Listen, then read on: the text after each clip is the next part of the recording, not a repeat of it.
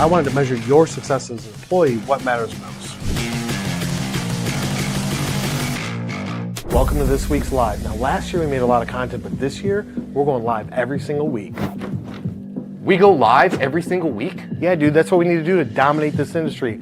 Guys, follow us on every social platform, subscribe on YouTube. Now let's get into this week's episode and head into the studio.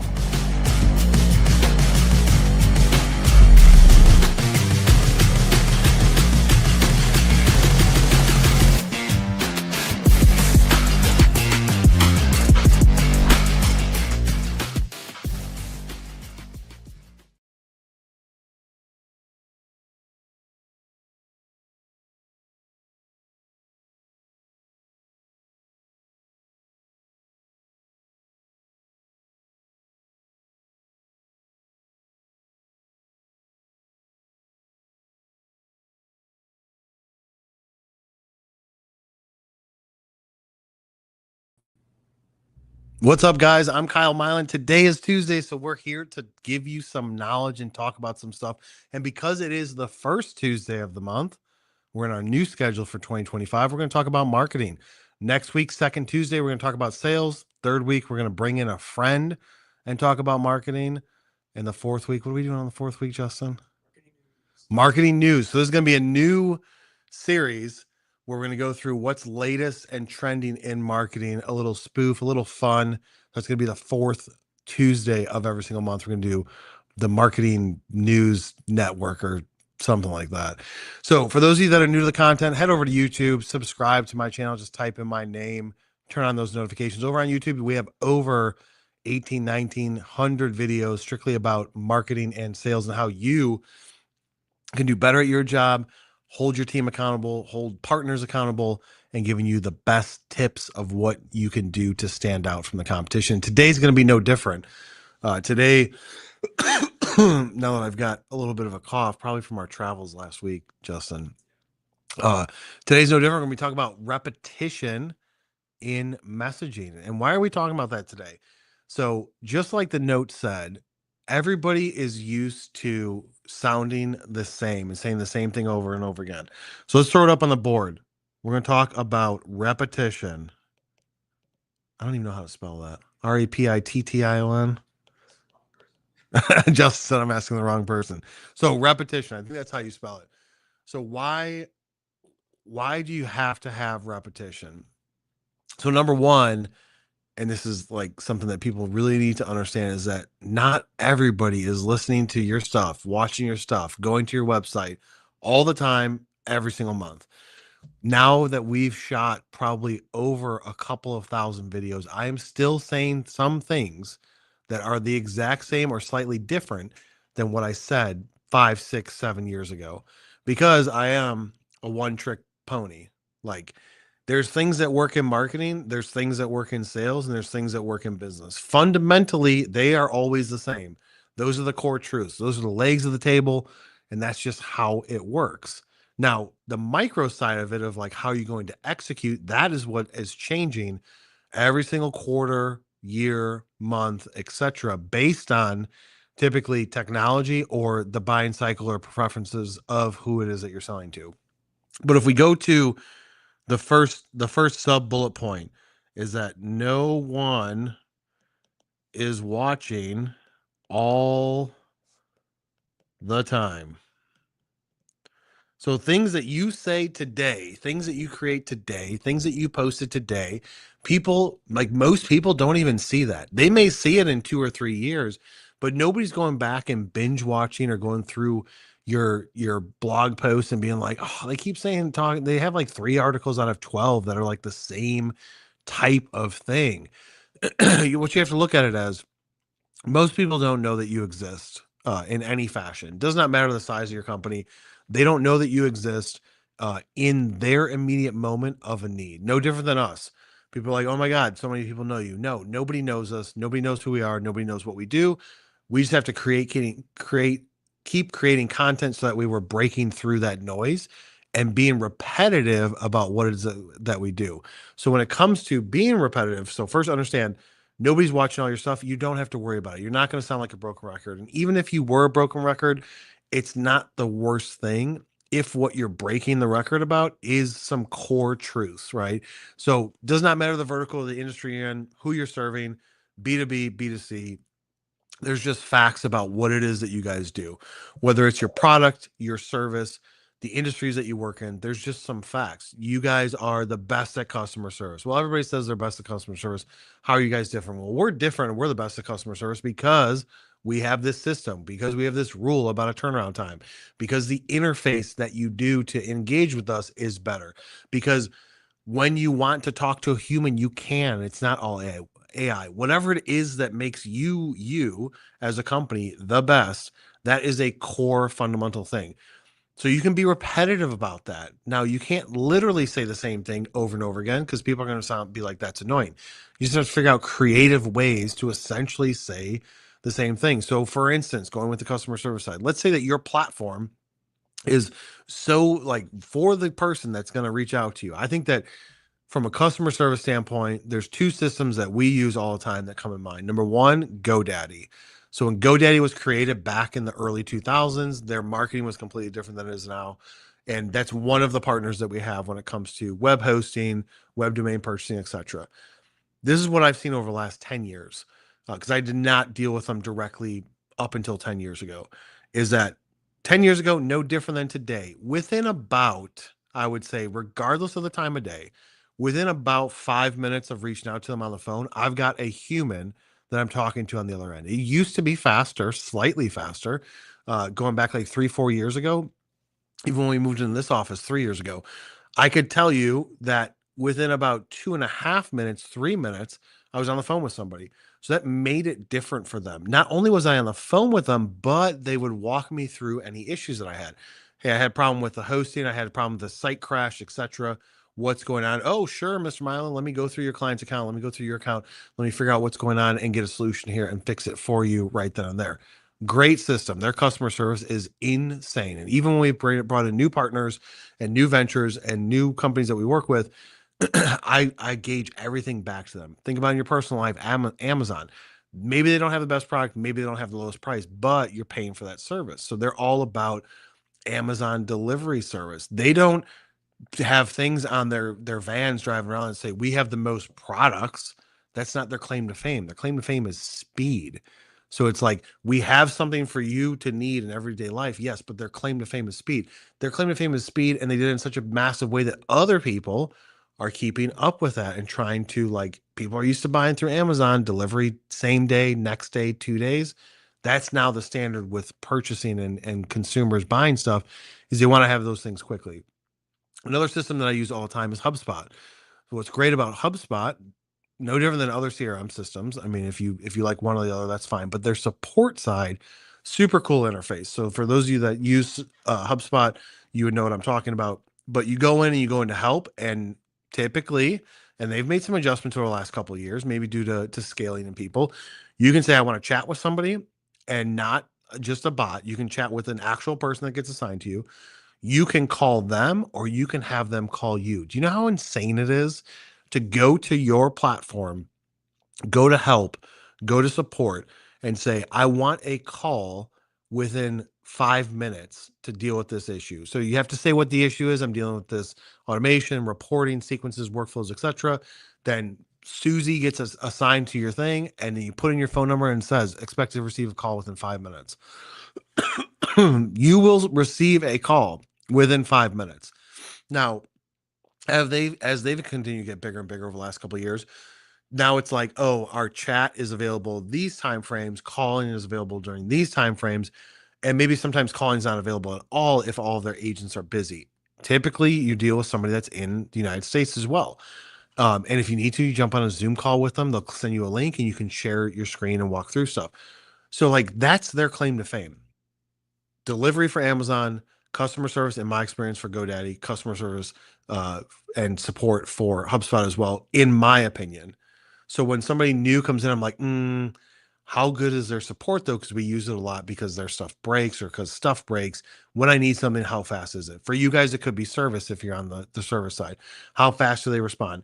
If you are a home repair business, an AC shop, anything like that, how easy is it for people to book time? Like, what's your interface like? But so like you have to look at it and say, like, what is going to be the legs of the table that I'm going to stand on is like, this is our messaging. We put clients first, and not just something fluffy like that, but like we put clients first, and here's how we do it.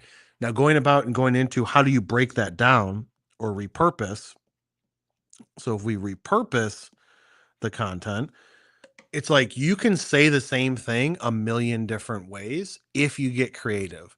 So if I wanted to talk about fast delivery, I could chop it up into a million different things. I have skits about fast delivery. I can do offshoots of it. I can highlight different systems or highlight different programs that we have within our systems.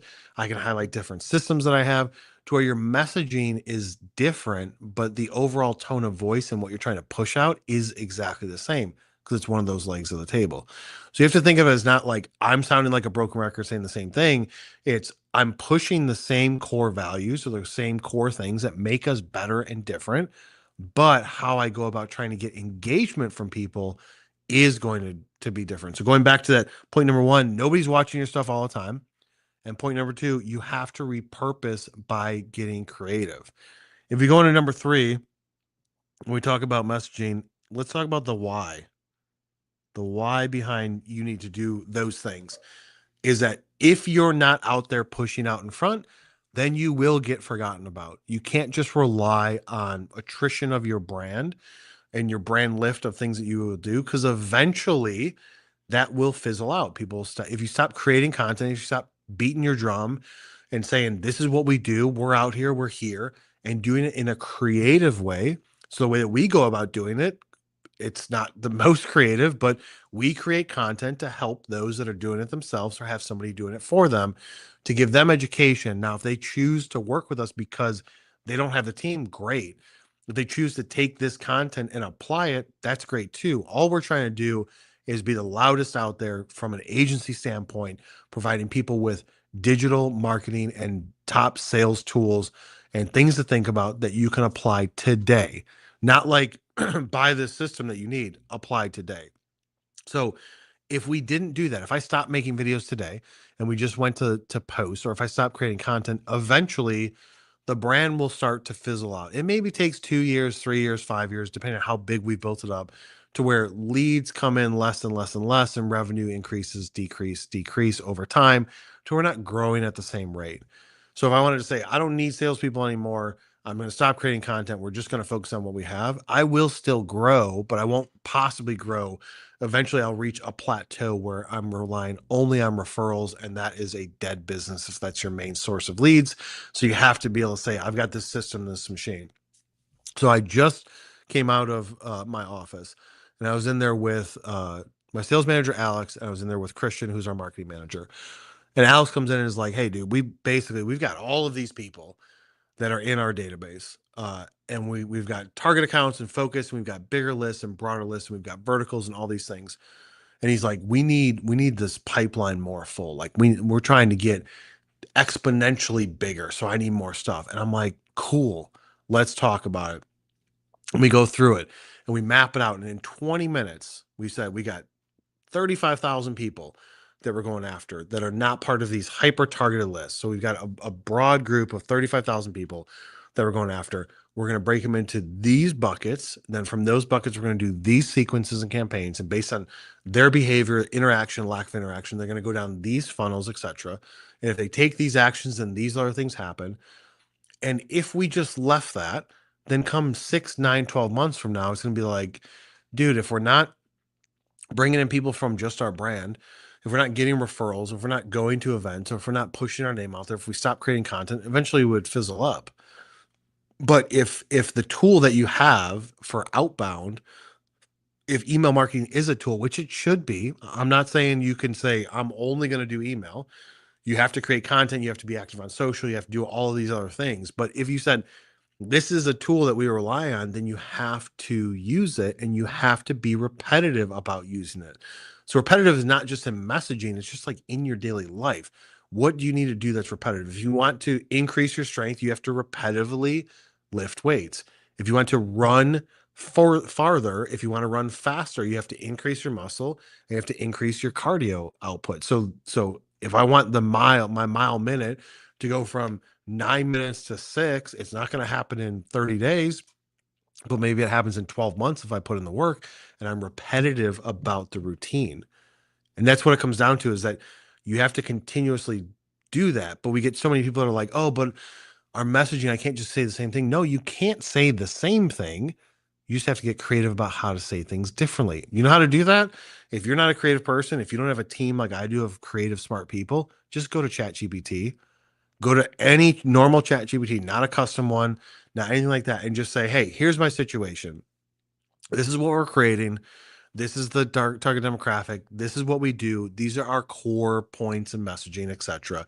And I need to create some sort of bigger messaging to where I'm not saying the same thing over and over and over again, and put all that into a prompt to teach it what it needs to respond with and what your situation is, and then ask it what it thinks, and then grab little pieces here and there, adjust them, refine it, go back to the prompt, ask some questions, adjust, refine it. And then in the end, maybe you get 60% of the way there, and then you're adding your 2 cents into it. But you can get creative with it. You just have to be able to say, like, where am I going to get this information from? Like I said, if you don't have a team, use ChatGPT. That could be your best friend in this situation. Have a conversation with it. If you want to use the app on your phone, you can voice talk to it just like you do Siri or Alexa, but it's way faster. So like, there's so many things you can do with it there. But throw noodles up against the wall and see if they stick. And that's the best way to do it. So think less about repetition, because repetition is good. Anything that you're currently good at, you had to be repetitive. No different than your messaging, no different than your branding, no different than the amount of content that you're creating. You have to be repetitive. So going to that why, that third point of why, the why is, it is your fuel or growth. You will not grow at all if you're not repetitive in anything that is that you do.